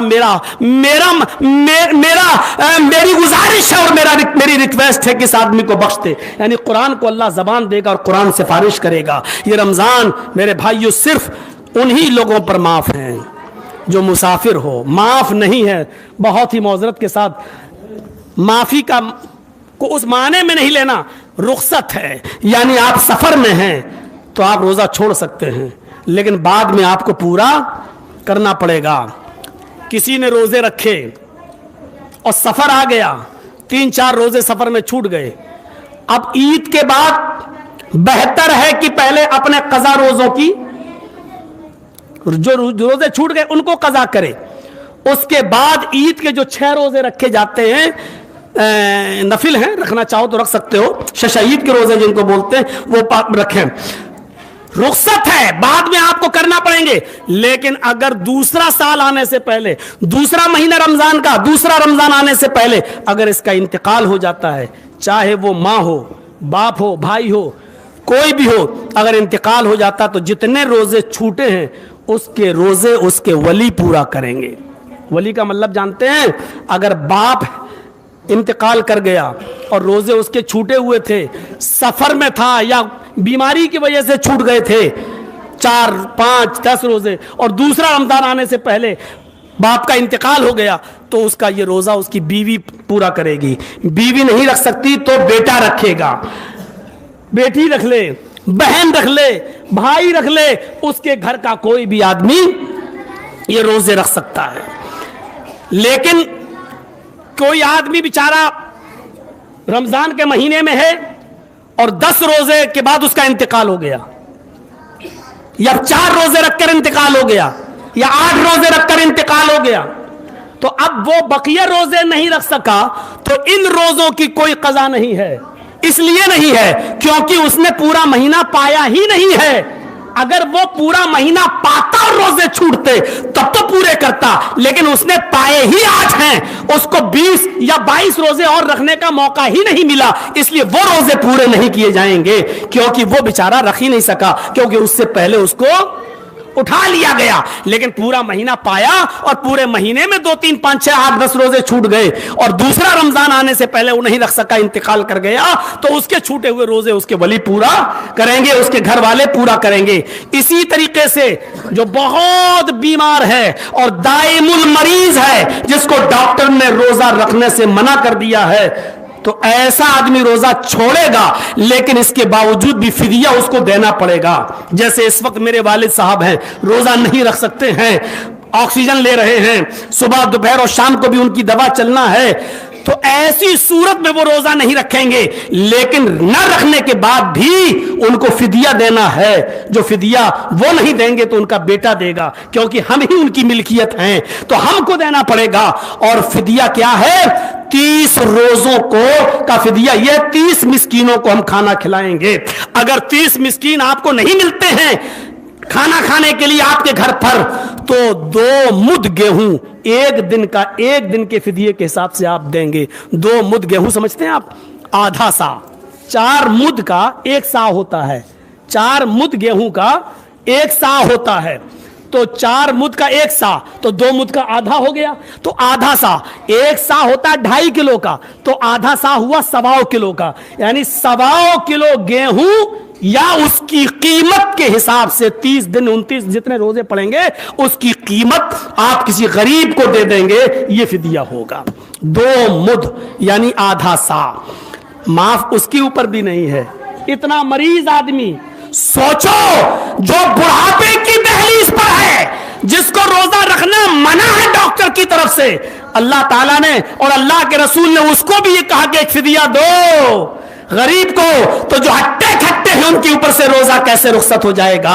जो तंदुरुस्त है उनके ऊपर से रोजा कैसे माफ हो जाएगा? ऐसे ही कोई औरत हामिला है, पेट में बच्चा है, अब उस बच्चे की नशो नुमा के लिए बहरहाल उसको खाना पड़ेगा, और खाएगी तो बच्चे की सेहत को लगेगा। ऐसी पोजीशन में वो रोजा छोड़ सकती है, उसके बाद में वो जब भी मौका मिले उसकी कज़ा करेगी। सवाल ये मौलाना साहब, उसको मौका नहीं मिला, अब क्या करेगी वो? क्योंकि जब तक दूसरा रमजान आया उससे पहले बच्चा पैदा हो गया। अब जब बच्चा पैदा हुआ तो अब 2 साल उसको दूध पिला रही है, तो यही हुक्म दूध पिलाने वाली औरत को भी है कि दूध पिलाने वाली औरत को भी रोजा रुखसत है। यानी अगर उसको यह डर है कि अगर मैं खाऊंगी और पीऊंगी नहीं तो दूध नहीं बनेगा, और जब दूध नहीं बनेगा तो बच्चा भूखा रह जाएगा, तो ऐसी औरत के ऊपर से भी रोजा रुखसत है। अब वो इस साल के भी रोजे छोड़ती है तो छोड़ दे, लेकिन छूटे हुए रोजों को बाद में वो पूरा करेगी, इसमें फिदिया नहीं चलेगा। ये सोच ले कि हम अब 3 साल के 2 साल दूध में और 1 साल हमल में 3 साल के छूट गए, तो अब 90 रोजे हम कैसे रखेंगे? उसको रखना पड़ेगा। सर्दियों का दिन का इंतजाम कर लो। सोच लो, 4 महीने सर्दी रहती है, आप नवंबर, दिसंबर, जनवरी और फरवरी में रोजा रखना शुरू कर दो, आपको रखना ही पड़ेगा। ये रोजा आपके ऊपर से बहरहाल माफ नहीं हो पाएगा। हाँ, ये बहुत बूढ़ा आदमी है और दाइमुल मरीज है, अब डॉक्टर ने कह दिया ठीक हो ही नहीं सकता है, ऐसा आदमी जितने भी रमजान पाएगा उसको रोजा माफ है, लेकिन फिदिया उसको फिर भी देना पड़ेगा आधा सा गेहूं के हिसाब से। तो हमें और आपको इन मसलों को जानना बहुत जरूरी है और सोचना भी चाहिए। रोजे की हालत में कै आ जाए, उल्टी हो जाए, اگر خود سے ہوتی ہے تو کوئی بات نہیں, روزے پر کوئی فرق نہیں پڑے گا. لیکن اگر آپ نے حلق میں انگلی ڈال کر آ کر کے قے کیا ہے, جیسے مان لیجیے کلا کیا اور وضو بناتے وقت اب آپ کو شک ہو گیا پانی تھوڑا سا منہ میں حلق میں یہاں اٹکا کر کے, اب آپ نے الٹی کر دی, تو یہ جان بوجھ کے آپ کر رہے ہیں, کیونکہ وضو کرتے وقت زبان پر چپکے ہوئے پانی اگر زبان کی تھوک کے ساتھ اندر چلا جائے تو روزے پر کوئی فرق نہیں پڑتا ہے, روزے پر کوئی فرق نہیں پڑتا ہے. پچھلے سال ہماری شاہی مسجد میں کسی نے مسئلہ پوچھا تھا, ہمیں یاد آتا ہے, نام نہیں بتاؤں گا, یہی پوچھا تھا کہ مولانا صاحب زبان میں وضو بناتے وقت یہ پانی چپک جاتا ہے, کلا کرتے وقت اگر یہ تھوک کے ذریعے اندر چلا جائے تو روزے پہ کوئی فرق پڑتا ہے؟ میں نے اس سے کہا کہ کل بیٹا جمعہ ہے, کل میں جمعہ پڑھاؤں گا تو کل میں یہ مسئلہ بتا دوں گا. اس نے کہا آج ہی بتا دوں. میں نے کہا کل بتا دوں گا تو سب کو پتا چل جائے گا. اس کے بعد میں ہمیں اس لڑکے کی ہسٹری پتا چلی, تو جمعہ کے خطبے میں آگے ہی بیٹھا تھا وہ شاہی مسجد میں. اب وہ سوچا تھا میرا مسئلہ آج مولانا حل کریں گے, تو وہ آگے ہی بیٹھا ہوا تھا. اور میں نے پچھلے سال جو رمضان کے مہینے میں خطبہ دیا, میں نے کہا ایسا مسئلہ پوچھنے والے لوگ بیچارے کتنے بڑے متقی لگ رہے ہیں. زبان میں اگر پانی لگ جائے تو حلق کے نیچے چلا جائے تو کیا کوئی فرق پڑتا؟ میں نے کہا یہ مسئلہ پوچھنے والے وہ لوگ ہیں جن کی بہنوں نے مولانا جرجیز سے آ کر شکایتیں کی ہیں. اگر بھائی اپنی وراثت میں سے اپنے بہن کو حق نہ دے اور مار لے تو اس کے روزے قبول ہوں گے یا نہیں, اس کی نمازیں قبول ہوں گی نہیں. یہ مسئلے وہ پوچھتے ہیں جو اپنی بہنوں کا حق مارے بیٹھے ہوئے ہیں اور اپنی وراثت میں سے اپنی بہنوں کو حق نہیں. اور تقوی کا معیار دیکھو کتنا بڑا ہے کہ اگر پانی تھوڑا سا حلق کے ذریعے اگر تھوک کے ذریعے اندر چلا جائے تو روزے پہ کوئی فرق پڑتا ہے یا نہیں؟ میرے بھائیوں ذرا غور کرو, ذرا اندازہ لگاؤ. حضرت عمر فاروق سے جب کسی نے طواف کرتے وقت کوفہ کے کسی آدمی نے پوچھا تھا کہ میں کوفہ سے آیا ہوں اور ایک مچھر ہے وہ حلق میں چلا گیا ہے, تو کیا وہ مچھر میرے منہ میں جو منہ کھولا جمائی آئی حلق میں چلا گیا, اب وہ مچھر تو مر گیا, اب احرام کی حالت میں مچھر تو مارنا بھی حرام ہے, تب دم یعنی خون واجب ہو جائے گا, تو کیا یہ مچھر جو میرے منہ میں جا کے مر گیا کیا اس پر میرا خون ہے؟ کیا اس پر ہمیں قربانی دینا پڑے گی؟ تو حضرت عمر فاروق نے کیا کہا تھا, ہم سے آج مچھر کو حلق میں لے چلا جائے تو اس احرام کا کیا حکم ہے؟ یہ مسئلہ وہ پوچھتے ہیں جن کے دامن پر حضرت حسین کا خون لگا ہوا ہے, حسین کے قاتل ہیں, جنہوں نے یعنی مگر مچھ کھا رکھے ہیں, وہ پوچھ رہے ہیں مکھی کو مارنے کا کیا کوئی گناہ ہے کہ نہیں ہے؟ میرے بھائیوں ذرا غور کرو, جنہوں نے اپنی بیٹیوں کا حق مارا ہے آج وہ پوچھیں شادی کر دی جا بیٹی ہو گئی, اپنی بیٹیوں کا حق جو اس میں مارے پھر رہے ہیں, وہ پوچھ رہے ہیں مولانا صاحب حلق کے پانی تھوک کے ذریعے اندر چلا جائے تو روزے کا کیا حق ہے, روزے کا کیا حکم ہے؟ اور سن لو 50 لاکھ کا بھی جہیز دے دو گے اپنی بیٹی کو تب بھی آپ کی وراثت میں وہ حقدار رہے گی. یہ شریعت ہے, سماج میں نہیں چلتا ہے. سماج میرے جوتے کی ٹھوکر کے نیچے, مولوی جرجیز سماج کو کوئی حیثیت نہیں دیتا ہے. سماج میرے جوتے میں لگی ہوئی گندگی کا مقابلہ نہیں کر سکتا ہے. سماج کی حیثیت کیا ہے, سماج میں کیا چلتا اور کیا نہیں چلتا چھوڑ دو. سماج میں کیا چلتا ہے, سماج میں تو نیتاؤں کے یہاں لوگ جا کر روزہ افطار کرتے ہیں, غیر مسلموں کے یہاں, اور جب سب کچھ نہیں ملتا تو ڈیگوں میں کود کر کھیر تک چاٹ کے آتے ہیں غیر مسلموں کے یہاں. سماج میں تو یہ بھی برائی ہے. ہمیں نہیں معلوم ہے شیو پال نے کرایا تھا روزہ افطار اور کیا ہوا تھا, اور اس دن کے بعد سے روزہ افطاری بند کرا دیا تھا. اور یہی قوم تھی جب ختم ہو گیا سب کچھ تو ڈیگوں میں کود کر جنہوں نے کھیر تک چاٹی تھی. میرے بھائیوں سماج میں تو یہ برائی بھی پائی جاتی ہے, تو کیا ایسے سماج کو ہم اپنے سر پر رکھ کے ڈھوئیں؟ ایسا سماج شریعت کے آگے جوتے کی نوک پر ہے. سماج کی کوئی حیثیت نہیں ہے میرے پیارے ساتھیوں. 50 لاکھ کا نہیں 1 کروڑ کا بھی جہیز دے دو, باپ کے مرنے کے بعد لڑکی باپ کی وراثت میں حقدار رہے گی. لڑکے سے آدھا حق اس کو ملے گا.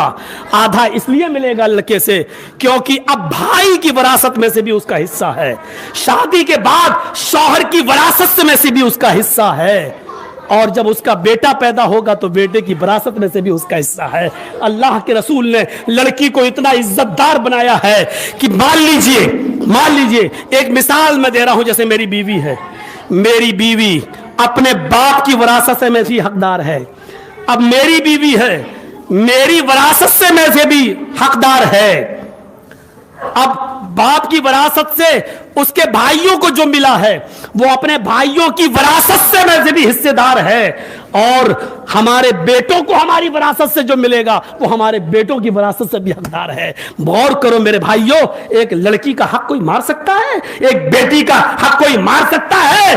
جو شریعت نے متعین کیا ہے, جو مار رہے وہ ڈاکو ہیں, وہ چور ہیں, وہ ڈکیت ہیں, لمبا چوڑا جہیز دے کر وہ بچنا چاہتے ہیں, نہیں بچ سکتے ہیں. وہ اپنی بہن کو بھی دیں گے, بیٹی کو بھی دیں گے, بیوی کو بھی دیں گے, اور بیٹا ہے تو بیٹے کی وراثت سے میں سے اس کی ماں حق پائے گی. یہ شریعت نے عزت دی ہے ایک عورت کو. رمضان کے مہینے میں سب کے فیصلے کر جاؤ, رمضان کے مہینے میں وصیت کر جاؤ اور بتا جاؤ کہ میرے مرنے کے بعد قرآن و حدیث کے مطابق فیصلہ کرنا, کیونکہ زندگی میں تو آپ نہیں دے سکتے ہو, زندگی میں وراثت ہے ہی نہیں, آپ اپنی زندگی میں نہیں دے سکتے ہو, اور زندگی میں اگر انصاف کرنا چاہتے ہو تو سب کو برابر برابر دینا پڑے گا. یعنی اگر 1 لاکھ روپیہ بیٹے کو دے رہے ہو تو 1 ہی لاکھ بیٹی کو بھی دینا پڑے گا. اگر آپ 1 بیگھہ زمین بیٹے کو دے رہے ہو تو 1 ہی بیگھہ بیٹی کو بھی دینا پڑے گا, کیونکہ زندگی میں ہدیہ تحفہ ہوگا جو بیٹے اور بیٹی کے درمیان برابر ہے. وراثت مرنے کے بعد ہوتی ہے, مرنے کے بعد بیٹے کو جتنا ملے گا اس سے آدھا بیٹی کو ملے گا. اس لیے اپنی زندگی میں وصیت کر جاؤ کہ دیکھو ہمیں اللہ کے ہاں جواب دینا ہے, نمازیں لے کر جاؤ, روزے لے کر جاؤ, حج لے کر جاؤ, اللہ کی قسم عبادتوں کی چاہے پوری گٹھری اور پورا بوجھ تم لے کے جاؤ, لیکن اگر اپنی اولاد کے تعلق سے وصیت نہیں کر کے گئے اور آپ نے کوئی ایسا اس دنیا میں فیصلہ نہیں کیا اور مرنے کے بعد اگر آپ کی اولاد کے ساتھ انصاف نہیں ہو سکا تو اللہ اپنا حق تو معاف کر سکتا ہے, کوئی کمی ہوگی, لیکن بندوں کے حق مارو گے تو اللہ معاف نہیں کرے گا. معاف کیجئے گا, 1 بالشت زمین اگر کسی نے کسی پر قبضہ کیا ہے, قبضہ کا مطلب یہ ہے کہ ایک بیٹے کو زیادہ دے دیا, ایک کو کم. اگر 1 بالشت بھی یہ قبضہ کرنا ہوا, یعنی بڑے بھائی نے زیادہ لے لی اب چھوٹے بھائی کو کم ملی, یا چھوٹے بھائی نے زیادہ لے لی بڑے بھائی کو کم ملی, اور بیچارہ وہ کہتا رہا لیکن مجبوری میں اس نے لے لیا, یہ بھی نہیں لیں گے تو یہ ظالم باپ کہیں ایسا نہ ہو کہ یہ بھی بڑے کو نہ دے جائے. میرے بھائیوں, 1 بالشت زمین پر بھی کسی نے ناجائز قبضہ کیا یا ناجائز طریقے سے زیادہ لے لی, قیامت کے دن 7 زمینوں کا توق اس کی گلی میں ڈالا جائے گا. ارے ایک لوہے کی بیڑی تمہارے جیلر ڈال دے گردن میں تو سر نہیں اٹھا پاتے ہو, 7 زمین کا توق اس آدمی کے گلے میں ڈالا جائے گا, کون اٹھا پائے گا؟ رمضان کے مہینے میں ان سب چیزوں سے توبہ کر لو اور انصاف کے ساتھ کہہ جاؤ. یہ تقریر ہماری یوٹیوب پہ انشاءاللہ کل صبح تک آ جائے گی اور یہ پوری دنیا میں کل تک پھیل بھی جائے گی. کل تک میرے بھائیوں پوری دنیا میں چلی بھی جائے گی, کیونکہ میرے فالوورز اور میرے چاہنے والے کتنے ہیں وہ آپ دیکھ سکتے ہیں, کتنے ہیں وہ سب آپ کو معلوم ہی ہے.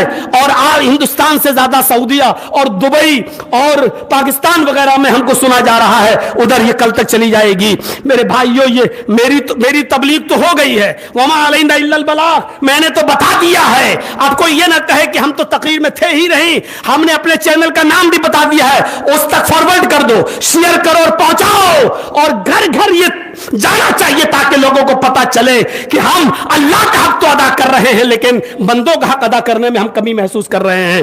میرے بھائیوں, یہ شب قدر اللہ کے نبی نے فرمایا فیہ لیلۃ, اللہ نے اس مہینے میں ایک رات رکھی ہے جو شب قدر ہے. اس کی ایک رات کی عبادت 1000 مہینے کی عبادت سے بہتر ہے.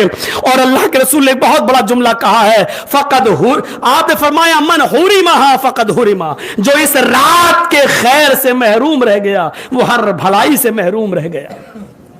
آخری بات سن لو, جو اس رات سے محروم رہ گیا, جو اس رات کے خیر سے, یعنی اللہ نے کیا خیر رکھی ہے یہ تو بتایا ہی نہیں ہے, اگر بتا دے گا تو فائدہ کیا ہے. میرے بھائیوں بس اتنا بتا دیا کہ ایک رات کی کا جاگنا 5 راتوں میں سے کوئی ایک ہے تو ایک ہی کا بتایا, جاگنا 5 ہیں, کوئی ایک ہے اس کا علم ہی نہیں بتایا کسی کو, اس لیے کہ اگر اس کو متعین کر دیا جاتا تو آدمی وہی ایک نہ جاگ لیتا. تو 5 جاگنا ہے, 5 میں سے کوئی ایک ہے, اور وہ ایک رات اگر ہم کو مل گئی تو 1000 مہینے 83 سال کی عبادت سے بڑھ کر 83 साल। और ये एक सवाल के जवाब में कहा था अल्लाह के नबी से, साहबा ने कहा अल्लाह के नबी पहले जमाने की उम्मतें कोई 200 साल, कोई 400 साल, कोई 900 साल जिंदा रहता था तो इबादत भी ज्यादा करते थे, हमारी उम्रें कम है, 60 70 80 साल में हम लोग इंतकाल कर जाते हैं, अल्लाह के नबी हमारी इबादतें भी कम होती हैं। तो आपने फरमाया अल्लाह ने तुम्हें एक रात दी है जो 1000 महीने की इबादत से बेहतर है। अगर इस रात को तुम मामूल बना लो, यानी हर साल रमजान में इस रात को अगर जागना शुरू कर दो तो तुम पिछले जमाने की उम्मतों से भी नेकियों में आगे बढ़ जाओगे। फिर फरमाया मन हुरिमहा, जो इस रात से महरूम रह गया वो हर खैर से महरूम रह गया, हर खैर से महरूम रह गया।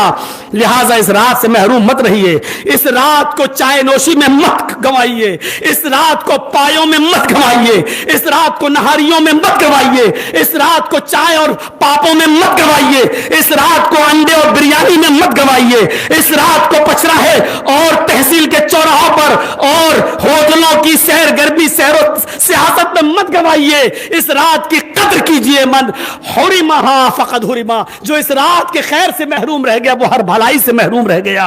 अल्लाह ताला ने ये रहमत की हमारे ऊपर। इस रात को मेरे भाइयों बीड़ी सिगरेट की नजर मत कीजिए, इस रात को गीबत और चुगली की नजर मत कीजिए, इस रात को हाथ उठाकर हम दुआ भी नहीं करते हैं जलसों में कि आज की रात दुआ की रात है। मांगिए और ज्यादा से ज्यादा ये दुआ पढ़िए, उठते बैठते चलते फिरते। अल्लाहुम्मा इन्नका अफ़ुव्वुन तुहिब्बुल अफ़्वा फ़अफ़ु अन्नी। बहुत छोटा सा जुमला है, अल्लाहुम्मा इन्नका अफ़ुव्वुन तुहिब्बुल अफ़्वा फ़अफ़ु अन्नी। अल्लाह के रसूल शब कद्र में सबसे ज्यादा यही विर्द करते थे, अल्लाहुम्मा इन्नका अफ़ुव्वुन, अल्लाह तू सरापा रहमत है, अफ़्व दरगुजर करने वाला है। अल्लाहुम्मा इन्नका अफ़ुव्वुन तुहिब्बुल अफ़्वा, और अफ़्व दरगुजरी को ही पसंद भी करता है। फ़अफ़ु अन्नी, तो मुझे भी दरगुजर फरमा, मुझे भी माफ फरमा। जितना ज्यादा अपने रब को रूठे हुए को मनाएंगे अल्लाह मन जाएगा। आसमान दुनिया पर आ जाता है, पहले आसमान पर आता है और खुद पुकार कर कहता है कोई मेरा बंदा जो मुझे पुकारे मैं उसकी पुकार को सुनूं, है कोई मेरा बंदा जो मेरी तरफ दौड़े मैं उसकी तरफ आऊं, है कोई बंदा जो मुझसे मांगे मैं उसको दूं। मेरे भाइयों, जब अल्लाह खुद आसमान दुनिया पर आ रहा है यानी करीब हो जाता है अपने बंदे से। आसमान दुनिया पर आने का मकसद यह नहीं कि वो पैदल चल के आता है या उसके लिए कोई सवारी आती है। 7वें आसमान पर अल्लाह का अर्श और अर्श पर अल्लाह। जब कहा जाता है पहले आसमान पर आ जाना तो इसका मतलब यह होता है कि वो करीब हो गया, यानी मेरे बंदो अब वो तुम्हारी आवाज और ज्यादा सुनेगा। मेरे बंदो अब मैं तुम्हारी आवाज और ज्यादा सुनूंगा, मैं तुम्हारे बिल्कुल करीब हूं। एक जगह तो कह दिया कि हम इतना करीब है, नक़रबु मिन हब्लिल वरीद, तुम्हारी शहरक से भी ज्यादा करीब। तुम्हारी जबान से जो आवाज निकलेगी ऐ अल्लाह, ये अजमेर बाद में पहुंचेगी, बदायूं बाद में जाएगी, कछौछा और फुलवारी बाद में पहुंचेगी। वहां तक जाने के लिए तो ट्रेन और इन तमाम चीजों का सफर करना पड़ेगा।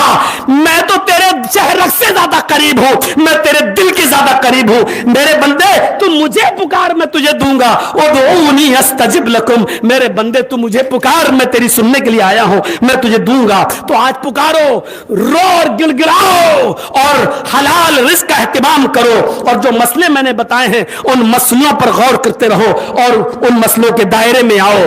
मेरे भाइयों, रोजे की हालत में अगर थोड़ा बहुत डॉक्टर कह दे कि ब्लड चेक कराना है तो 2-4-5 ml ब्लड निकलवाने में कोई हर्ज नहीं है, आप ब्लड की जांच करवा सकते हैं। रोजे की हालत में अगर बहुत तेज कहीं दर्द हो रहा है पेट वेट में और आप रोजा बर्दाश्त कर सकते हैं तो दर्द का कोई इंजेक्शन अगर आता है तो वो आप लगवा सकते हैं। दर्द का इंजेक्शन में कोई मुजायका नहीं है, लेकिन ताकत का इंजेक्शन नहीं। MVI अगर आप लगवाना चाहें मल्टीविटामिन तो आप नहीं लगवा सकते, ग्लूकोज बोतल चढ़वाना चाहें तो आप नहीं चढ़वा सकते, क्योंकि ये ग़िज़ा का काम करती है, ये खुराक का काम करती है जो जायज नहीं है। अगर बहुत तेज शदीद दर्द है, बर्दाश्त से बाहर है और दर्द का इंजेक्शन डायनापार वगैरह जो आते हैं, आप ड्रोटिन वगैरह वो आप लगवा सकते हैं क्योंकि वो ग़िज़ा का काम नहीं करते हैं। तो ड्रोटिन इंजेक्शन या दर्द का इंजेक्शन अगर डॉक्टर लगाता है तो आपके रोजे पर कोई फर्क نہیں پڑے گا. غذا کا اور طاقت کا انجیکشن نہیں ہونا چاہیے. روزے کی حالت میں مسواک کر سکتے ہیں دن کے کسی بھی حصے میں, دن کے کسی بھی حصے میں, ظہر اثر مغرب کوئی فرق نہیں پڑتا ہے. اور مسواک کا بدل پیسٹ بھی ہے میرے بھائیوں. روزے کی حالت میں ٹوتھ پیسٹ کرنے سے بھی آپ کے روزے پر کوئی فرق نہیں پڑے گا, نہ روزہ مکروہ ہوگا. فرق کب پڑتا ہے؟ جب کوئی چیز حلق کے ذریعے اندر چلی جائے. روزے کی حالت میں ماں بہنیں افطاری بناتی ہیں اور کبھی کبھی تو ایسا ہوتا 20-25 مہمانوں کا بنانا پڑتا ہے, تو کہیں نمک کم نہ ہو جائے, کہیں زیادہ نہ ہو جائے, تو ہانڈی اور افطاری کے ہر سامان کا نمک وہ چکھ بھی سکتی ہیں. نکالا, زبان پہ لیا, منہ چلا کے تھوڑا دیکھ لیا اور اس کے بعد میں اس کو تھوک دیا. اللہ کی قسم اس سے نہ روزہ مکروہ ہوگا نہ روزے پر کوئی فرق پڑے گا. میرے بھائیوں, اس کی اجازت ہے شریعت کے اندر, اجازت ہے. اور خود اللہ کے نبی جناب محمد رسول اللہ نے اس کی اجازت دی ہے. ہمیں شریعت محمد رسول اللہ سے لے کر چلنی ہے. روزے پر کوئی فرق نہیں پڑے گا. تو ہمیں اور آپ کو چاہیے کہ ہم ان مسئلوں کو بھی یاد رکھیں اور بہانے نہ ڈھونڈیں. یہ سب مسواک کر لیا, اب روزہ مکروہ ہو گیا. روزے کی حالت میں خوشبو لگائی جا سکتی ہے. روزے کی حالت میں پھل فروٹ کی منڈی میں جا کے پھل فروٹ کو خوشبو سونگ کر کہ سڑ تو نہیں گیا, بس خراب تو نہیں ہے, اس کو سونگا بھی جا سکتا ہے. روزے کی حالت میں غسل بھی کیا جا سکتا ہے. روزے کی حالت میں سر میں تیل بھی ڈالا جا سکتا ہے. روزے کی حالت میں آنکھ میں سرما بھی لگایا جا سکتا ہے. روزے کی حالت میں آنکھ, ناک, آنکھ اور کان میں دوا بھی ڈالی جا سکتی ہے. ناک میں دوا نہیں ڈالی جا سکتی کیونکہ ناک کا تعلق ڈائریکٹ حلق سے ہے, اور جیسے آپ ناک میں دوا ڈالیں گے ویسے ہی منہ میں کڑوا پن آ جائے گا. تو میرے بھائیوں, ناک کا ڈائریکٹ حلق سے راستہ ہے, اور کبھی جب انسان کو کھانا پینا دینا پڑتا ہے اور حلق نہیں کھلتا تو ناک میں نلی ڈال کر اس کو جوس وغیرہ ناک کے راستے سے ہی اندر پہنچایا جاتا ہے. اس لیے ناک میں دوا نہیں ڈالی جائے گی. دوا صرف آنکھ میں اور کان میں ڈالی جا سکتی ہے, اس سے روزے پر کوئی فرق نہیں پڑے گا. ان مسئلوں کو ہمیں اور آپ کو جاننا ضروری ہے. 1 گھنٹے کا ٹائم میں نے سوچا تھا بولیں گے, لیکن 1.5 گھنٹہ لے لیا.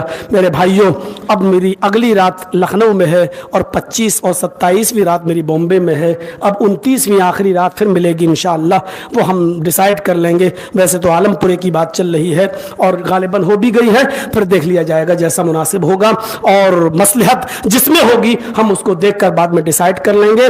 پھر اللہ تعالیٰ سے دعا کریے کہ اللہ تعالیٰ ہمیں اور آپ کو کتاب و سنت پر چلنے والا بنائے, تقویٰ ہماری زندگیوں میں پیدا فرمائے, ہمیں قرآن و حدیث کے مطابق روزہ رکھنے کی توفیق عطا فرمائے. ہمیں ان مسئلوں کو جو بتایا گیا ہے کتاب و سنت پر مبنی, اللہ رب العالمین ہمیں ان مسئلوں کو جاننے کے بعد اس پر ہمیں عمل کرنے کی توفیق عطا فرما. اور اے اللہ, جب تک تو ہمیں زندہ رکھ, اسلام پر زندہ رکھنا, اور جب ہمارا خاتمہ ہو تو ایمان پر ہمارا خاتمہ فرمانا. وما علینا الا البلاغ المبین, وآخر دعوانا ان الحمد للہ رب العالمین.